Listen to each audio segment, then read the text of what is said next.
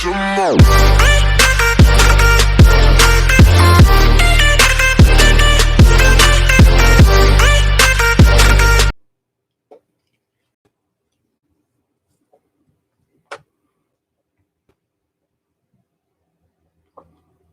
everyone. Welcome to my channel, Social Distancing. Social Distancing. I'll call it SD. SD. In my last video, I introduced social distancing. Now I'm going to break it down to what I mean. And I want to show you a shirt that I created. It's orange. It's social distancing. Let me bring it up. Social distancing. Social distance. Social distancing. I have a speech impediment, so when it comes to some words, I have a problem pronouncing it. Say social distance or social distancing. I may drop the ing and just have social distance. But in that particular video, I was making an attempt, hope I did made it clear, that in the midst of going through the social distance pandemic, coronavirus pandemic, excuse me, we were instructed to follow certain things. So I decided to take it a little deeper into our everyday lives, pointing out the things that we was doing prior to ever hearing of on a nationwide scale of the term social distance. We have been doing this all our lives. We have experienced it. I have experienced it. The Black race has experienced it. Other races have experienced it. If you have not watched the first video, what I mean by that, back in history, slavery days, there were lots of social distance. Whites only, black only, blacks not allowed. You know where I'm coming from, but this is not the topic of the video. But I'm just throwing that out there because everyone can relate to slavery history. Do your homework. A lot of people, power,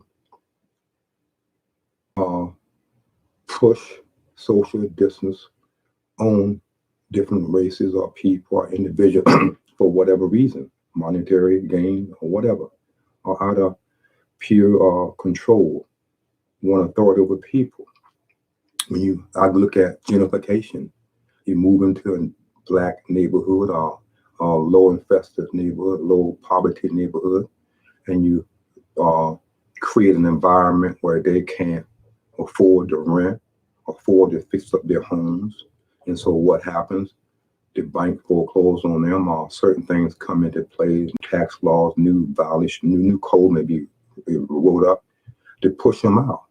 Then another group of people come in that has influence, has the money, begin to buy up the property, fix it up, because they are attracting other people in the community. And what happens? They can afford to live there. So the whole dynamic of that particular neighborhood, especially if it was a predominantly black neighborhood, does not look like it used to be. And people say, that's good, we can fix up the neighborhood. I'm not against fixing up the neighborhood. But always when you push out a group of people and tell them to go somewhere to fend for themselves and not provide them, education or means or support to do better, that is a form of social distance. I don't want these people live next to me. I don't want this community to look like it is, but I'm gonna do something about it because I have power. I know people in power. So that is another form of social distance, away from other people, pushing community in your own community, whatever state you live in. Have you gone to certain neighborhood where you used to live and it's wholly changed? When you force people out of their homes into a motel that is not even a motel, is to stay temporarily passing through cities, and then all of a sudden the motel has become a home for a family of 4 or 3, one bathroom, no stove. Some of them have a little stove, no big refrigerator, not that much closet space, and you have to live in that confinement. Nothing, maybe not much amenities for the children. It might be a pool, depending on where you stay. But most people will stay in a really hotel just to stay in a hotel because they don't have any place to go. So hotel is not designed for people to stay for months and months and months as a regular home. So I have something against the gentrification movement when they don't help other people. Maybe they do help, and I don't know. But from what I have observed and study and research, it goes both ways. So that is another form of social distancing from other races of people. So social distancing had been going on before you and I was born, before humanity came into Pandora Gland. Oh, excuse me about that. Oh, I should have turned this off. So we as individuals should accept the fact that we're going to experience social distancing. So now, in this particular video clip, I mentioned that I'm going to show you where I'm coming from with the social distance, how you can think of it and apply it to your lives. Are you experiencing, I'm going to call it SD, are you experiencing an SD moment that has affected you spiritually? My intent to cause a change in your mindset. There'll always be viruses out there, but we all are experiencing some form of virus within our mind. We are experiencing what I call the SD virus, the social distance away from each other, but we cannot separate from ourselves. Social distance with a twist. What is the twist? We should twist that person's arm, twist her face, change our thoughts, turn around, look behind, an unexpected moment in our lives. We turn toward a good choice or a bad choice. So the twisting, so I'm taking social distancing in another twist, a twist toward self, away from, yes, there's viruses out there. Yes, people have contracted it.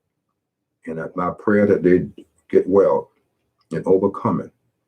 But I want you to think about the social distance that we have in our mind. You cannot separate yourself from self, but you can twist yourself away from those thoughts. So I change it and I say, I'm going to make it like this. I'm having an SD moment, an STD. We know that's a sexual transmitted disease. Oh, that's another way. Sexually transmitted disease can also be when a person gets a sexual transmitted disease from a male or a female. What do? They social distance themselves from that person. That you gave me STD, I'm not going to have nothing to do with you anymore. And the person, I didn't give you STD, you gave it to me. So we have two individuals have decided that they don't want to socialize with that person anymore. So they just, no. And then they say, wow, who else did I have sex with? They think about it. Oh man, I got to call him. I got to call her. And why they are calling, why have they decided to reach out to contact everybody who they had sex with? Because they want that person to know that they had contracted SD, aka STD. They have been in contact with, knowingly or unknowingly, with someone who had the virus of STD, aka SD. That person who have a sexually transmitted disease did not social distance itself from other people. So what did they do? They kept having sex with different people, passing that STD without separating themselves to get that they probably have treatment or no treatment, or maybe they did not know and found out later. So they was passing that STD on to multiple individuals. And the individual didn't know. Then they have to call those person, and that person have to call that person if they slept with someone. You see the chain reaction there? So you have multiple people calling each other to say, hey, you contracted or you gave me, if they want to say it that way, you gave me or I contracted social distancing. What is that? I contracted it because I must stay away from you because I have contracted STD, which is another form of social transmitted disease. Social transmitted distancing. Thank you. That's a new one. Social transmitted distancing that we can contract. So think about it. We have been experiencing, this is not even in my notes. It just came up and I'm going to use it. I'm going to claim it. STD, social transmitted distancing. Because that's what it's, that's what they're telling us right now. Social distance yourself from whomever. So they're transmitting that message, and then we accept it. And when we accept social distancing from the government and those who are in power, when we accept that thought, it's like impregnating in us with that word. We accept the word, it takes form and birth within us, and we begin to separate ourselves from family and friends and whomever we can, if we have the power and the money to do it. So we are experiencing our own sexual transmitted distancing away from the general public. And yet, as I use the analogy, as STD is a venereal disease, that is a form of social distancing also. When a person contracts STD, they must inform, and the doctor will inform them to stay away from, don't go back, don't have sex with whomever that gave you or you think who gave you that disease. That is another form of social distance yourself. Social transmitted distancing that you pass on. Oh, when did I get it? How long it been here? I don't know. It may have been going on for months. And during that time, that woman and that man been sleeping around. They may have been married or not married, having unprotected sex with different people, all kind of sexual, what they can think of in their mind, illicit sex or whatever. So they was passing that STD on to that person. And now that person, whomever it may be, must experience the same thing that they experienced. Socially transmitted disease, aka sexual distance. So I hope that you like what you heard. Share with other people. Let them hear a little bit of humor. Hit the subscribe button if you like it, comment, and allow people to hear it. Thank you.